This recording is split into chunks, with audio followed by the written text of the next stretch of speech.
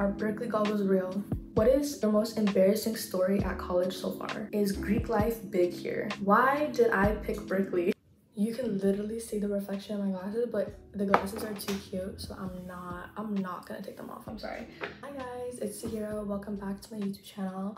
It's been a few weeks since I posted. I'm sorry about that. I told you guys I would be more consistent, but of course life gets in the way, and now I'm here at Berkeley for summer school. Grab your cup of coffee, popcorn, food, whatever, and let's get into it. This is a girls talk, a new kind of little segment that I want to introduce to my channel. This is not just for girls. Anyone is able to join because anyone can gossip and talk shit. Sorry if I have to talk a little bit quiet. I do have roommates in my apartment now and I do not want to bother them with my loud ass voice. Let's get started.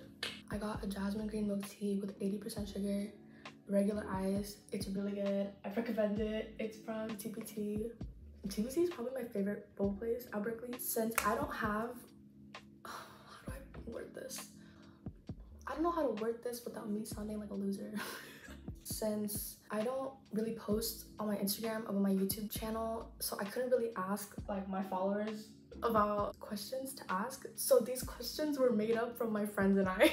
If you watch like Nicole Lane or like Emily Ha, you know, like they have enough followers so like they can ask their followers for questions and the followers will give them questions. Yeah, I do not have that many followers to do that.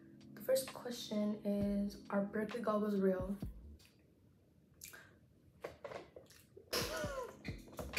I think it's a very subjective question. I think you get a lot of answers. Personally, I don't think they exist. I think in general, girls are more attractive than guys. I think girls have a lot more things that they can change about their appearance. Hair, makeup, accessories, clothes, fashion, things like that. Like we have a lot more accessible things that we can do to alter our appearance and therefore make us more attractive. But guys on the other hand, like I don't think Berkeley goggles are real. I do think in general, girls here are more hotter than the guys. Yeah. What is your most and least favorite thing about Cal? I was gonna say like that's a really good question, but like, I literally thought of the question like. Okay, so I think my most favorite thing about Cal is probably the amount of opportunities here and kind of the people that you meet here. Berkeley, we have huge consulting clubs. We have lots of internships available. Consulting clubs, like they partner up with like big ass brands like DoorDash, Amazon, like things like that. And that is like really hard to find at another university, right? There are so many things for you to explore, and you can dabble in like computer science, data science. Our business program here at Haas is like amazing, right? I think there's so many connections that you can meet with people, so many different kinds of people that you meet. And I know it sounds bad, like, oh, why are you going to school for meeting people, right? But I think people can teach you a lot of things. They can help you grow as a person, they can help you succeed better in life, and they can help you become more open-minded to things. I've met people and we've had conversations about this because you could take this in one way or the other, but the amount of like competitiveness and like I guess reputation and prestige, for some people it builds like a great motivation to keep doing well in classes, to keep going to classes. For me, I don't think that kind of situation or application applies to me because I just work different. My mind works different. I'm really insecure, suffer a lot from imposter syndrome. And so if I have so much pressure on my back to do so well in these classes, it just makes me not want to try in school. This question or like what I think is bad about Cal is very subjective, you know, but again, like all of these answers are my opinions. With such a competitive culture, it does bring like this toxic vibe. Yes, it can be good, but for me it's hard, you know. Everyone who goes to Berkeley was at least top of their class in high school, you know, like they were used to being the best all their life. And so like you come to Berkeley, you put them in a classroom, it's gonna be fucking toxic because like they're all fighting to get the best grade, you know. That go-getter, that fury, like motivation, I don't know, it's just not something that I don't thrive in, I don't thrive well in. What is your most embarrassing story at college so far? I have a lot. We'll start with number one. Oh my god, I don't want to talk about it. Okay, these glasses are annoying the hell out of me. Oh, my hair. Period. Okay, so one time I was going to do laundry, right? And so I have like my rolling basket, so I bring it, take the elevator, go to the last floor, and I go, and my laundry's done. So I'm taking it out of the dryer. Oh my god, I'm taking it out of the dryer, and I turn, and there's this like, fine ass guy, like fine. He's like fine. He's like 10 out of 10, really fine, you know. And he's kind of like behind me. I think he's using the washer or something because I was taking stuff out of the dryer, and so I'm taking it out, and then I'm like done, close it, I roll it back, and then he goes like, excuse me? He goes, excuse me, and I'm like, oh my god, like he's gonna ask for my number, like. And then he points at the floor, and he goes, I think that's yours. It's my fucking green underwear. Oh my god. Can I just say, the underwear is like the color of a motherfucking green construction sign, like bright as a fucking highlighter, hella bright. You can see that shit from a mile away. Like, it was so embarrassing. I still get flashbacks of that story, and I literally like I shriek every time I think about it in real time. Another embarrassing story, I've had my eyelash fall off at a party. I've had my sweet mate walk in on me watching my own TikTok, and she was trying to give me my mail. What are things you like to do on the weekend when you don't have school? I get boba with my friends all the time. I mean, I do that like even on the weekday, so sometimes go to parties, but I think freshman year I didn't go to that many parties because I didn't have any bids to go to parties. Bids are wristbands that you get in order to get into a frat party, and you need to know someone to get you into a frat. I don't fucking know anyone to get me to a frat. I eat out with friends a lot. We go like get food, kimchi garden, or we'll go to Gypsies, and we'll just like sit outside and then eat together. It's really nice, it's really fun. But I think most of the time on the weekend I do homework. But that's my fault because I procrastinate on the weekday, so it just builds up to go on the weekend. But like most of the time I have a lot of homework to where like it goes to the fucking weekend. Is Greek life big here? Low key. I do think Greek life is big, only because I think the parties are kind of exclusive. You kind of need to know someone to get into a frat. Like, I was talking with my friend who went to Deltopia. Shout out Francisco. He was in my day in life of a high schooler vlog. He went to Deltopia, and then he was saying like he just went inside at every party, and I was like, that you do not do that at work. Like, you need a bid or fucking show your ass, show your tits or something to get into the door. But I don't know, it was kind of cool hearing him say that. So yeah, it does make it exclusive. Not all of the parties are thrown from frats. I don't know, it's what you make it out to be. So if you're constantly surrounded by Greek life people, then yeah, Greek life is fucking huge. But like me, like my roommate was in Greek life, my sweet mate was in Greek life, but like they're both in sororities. But I don't know, it didn't really affect me in any way. So how are the parties like here? How the fuck do I answer this question? Why did I write it down? Okay, honestly, I think the parties here are fun. You kind of have to get used to the fucking the house music. They're cool. If I had to rate it, 10 being like the absolute best party and like 1 being like the worst party, I say it's like a 6, 7, you know what I mean? The alcohol, it's kind of ass. It's like watered down seltzers. You know what is so funny is how like in this video I'm like, yeah, like you need to get used to the house music. Like, bitch, as if like I'm like partying every single weekend. Like I literally partied only like 3 or 4 times. Bitch, used to? Who the fuck do I think I am? Like, oh my god.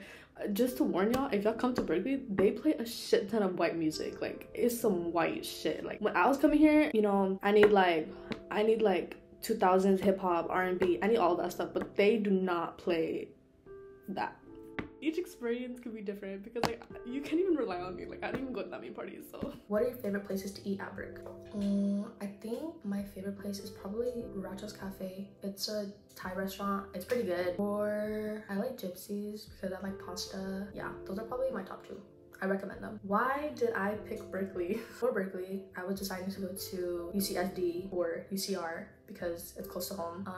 I did not ever imagine myself going to Berkeley because it's so fucking far. It was the furthest school that I applied to. It's prestigious as hell, so it's already so intimidating. But financial aid was definitely a reason. I think Berkeley gave me the biggest financial aid package. Second, Berkeley was essentially like the best school I got into. So, you know, opportunity-wise, networking wise, I fucking hate that word, major wise, they're pretty top notch for a lot of STEM majors. I know that I said that the distance from home was a con and it didn't make me want to go, but it was also, I also viewed it as a pro. A shout out to you, Brandon. He told me this and it kind of changed my mind. He basically told me that if you live further away from home, you essentially have to grow more as a person because you don't have anyone to rely on because you're so far away from home. And I do think that's very, very true. If some of you guys are deciding to go to a school that's really far, I say go for it. You'll grow more as a person, you get to know yourself more as a person, and you'll become a more responsible adult.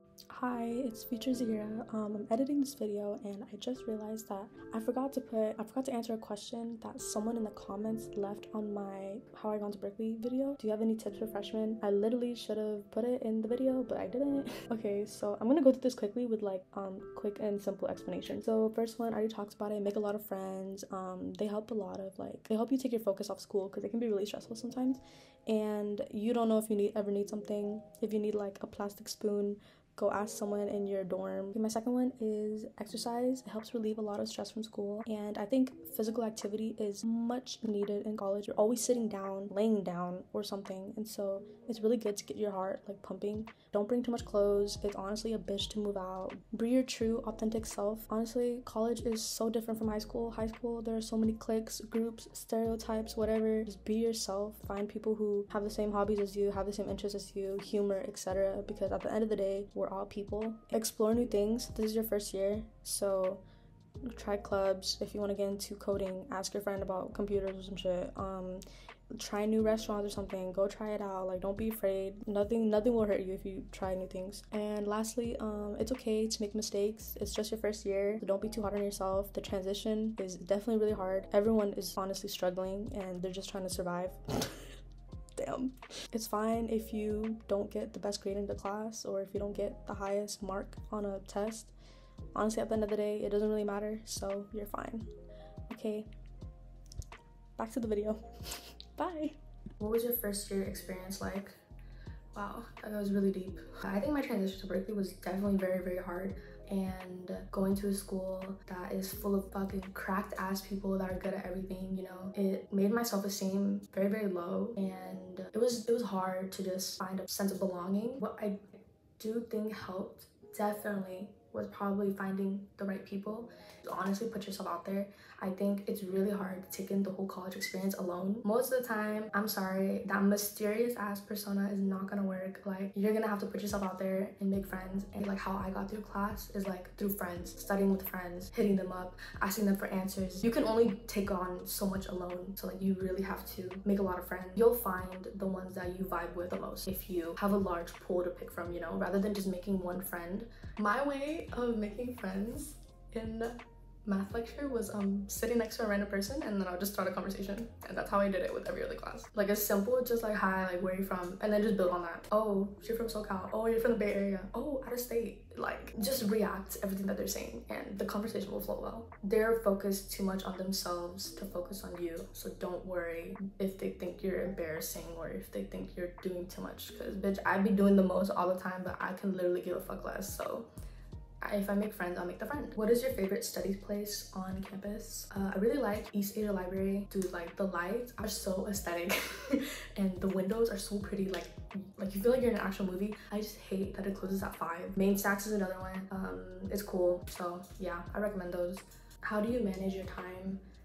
I fucking love this question. It's a really good question. I use Google Calendar now, which is like a lifesaver. It's really convenient. You have your phone all the time, so you're just like, oh, I have a math assignment due, let me just write it down, you know, things like that. I think if a physical planner works for you, go for it, but me personally, it was really inconvenient to have.